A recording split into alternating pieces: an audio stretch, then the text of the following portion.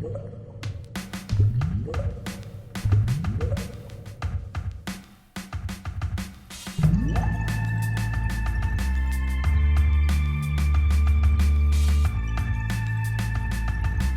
everybody, welcome to Board Online, Board Offline. Today we're talking about my favorite games from 5 years ago, so that's 2018. Looking at the games on this list, I can't believe these games are 5 years old. I feel like they just came out.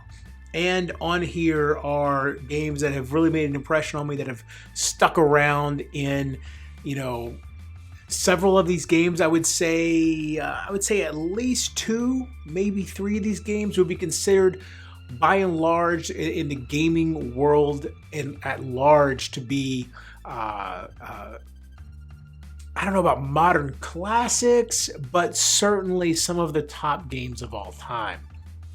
So 2018, pretty good year. Before we get into this list, I do want to mention our sponsor, StoneValleyGames.com. Now, StoneValleyGames.com is your friendly, distant game store. They may have some of these very games on this list. If they do, I'll put a link directly to those games in the description below. You also can find a link just to Stone Valley Games in general in the description below as well. Now they have, like I said, lots of great games over there, new hotness, old classics, old hotness, new classics. They also have some great programs over there. If you are a return customer, they have a loyalty program. If you live in the continental United States and you order $100 or more from them, they'll ship to you for free. And if you are in the US military and you're stationed overseas at an AA, AE, or AP address, they'll ship to you for free as well. I know when I was living in Germany at that AE address, it would have been really nice to have someone who would ship, my hobby to me for free. So go check them out. That's StoneValleyGames.com. All right, so now let's get to the top 5 right now. Number 5 is Dawn of Peacemakers. Now this is from the same designer as Dale of Merchants, another of my favorite game series, and Lands of Gowser, another of my favorite games. This designer is always hitting on all cylinders as far as I'm concerned. Dawn of Peacemakers is a game where there's 2 warring factions, but you're not either of those factions. Instead, you are a individual, or if you're playing with multiple players, a group of individuals who are trying to prevent these warring factions from wiping each other out. And the way you're going to do this is through a war of attrition, basically. You're trying to get them to take just enough losses to where they stop fighting and neither gains the upper hand on the other. You're trying to make them basically fight to a standstill. It may require you to get your hands dirty. You may end up, causing one side to get food poisoning. You may actually end up killing some of the people on one side, or at least causing them to get killed. But the idea is, in doing so, you are saving so many more lives by preventing the complete annihilation of one of these groups. It's a really interesting concept. That's Dawn of Peacemakers. Number 4 is The Mind.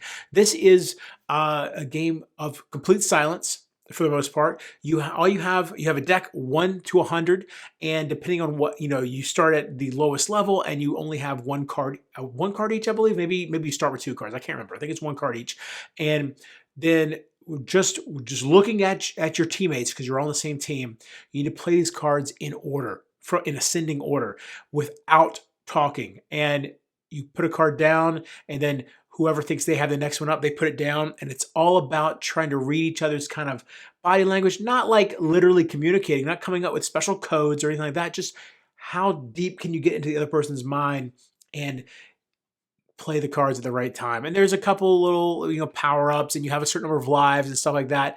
And I've never completed the entire game because it gets up to a ridiculous number of cards that you have to play out and everything over the course of the game. But it's so much fun. That's The Mind. Number 3 is Brass Birmingham. Now, this is the one that I probably know the least about and can describe it the least, but it has made such a definitive impression on me.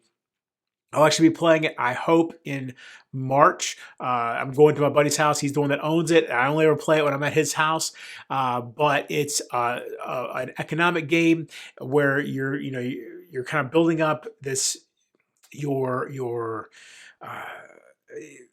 routes and you're trying to sell your product and everything and all this stuff. But then when you get halfway through the game, the board resets almost entirely. A few things stay on the board, and then you're doing it again. And so even if you get off to a bad start in that first kind of half of the game, you have a chance to get back in it when it resets. And now here we go. Let's learn from our mistakes and get back into it. That's Brass Birmingham. Number 2 is Architects of the West Kingdom. This is probably the least complex of the West Kingdom games. I only played 2 of them. I have not played the most recent West Kingdom game.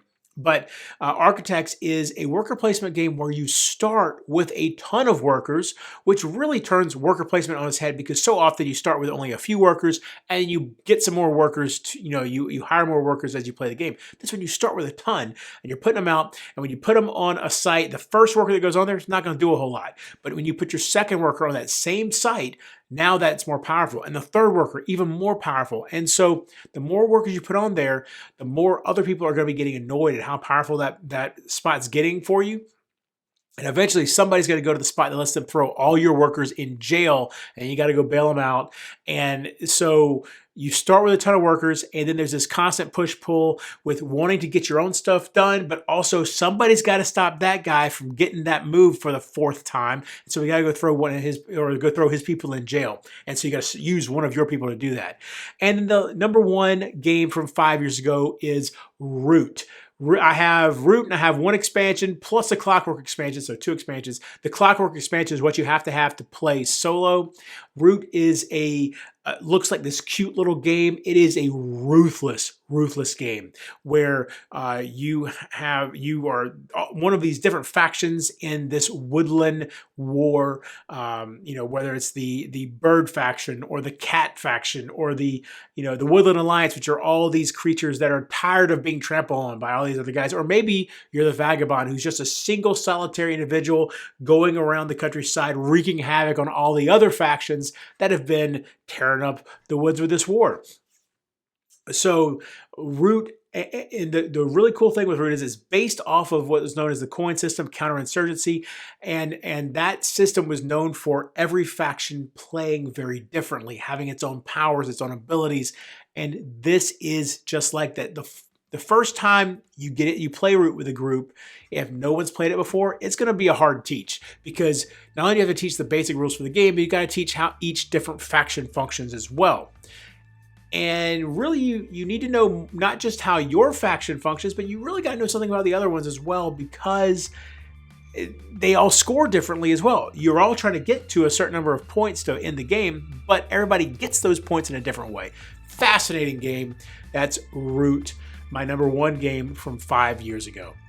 Be sure to come back, check out all the great stuff we've got coming up. I've got another top list coming out soon, the top 10 most played games of all time.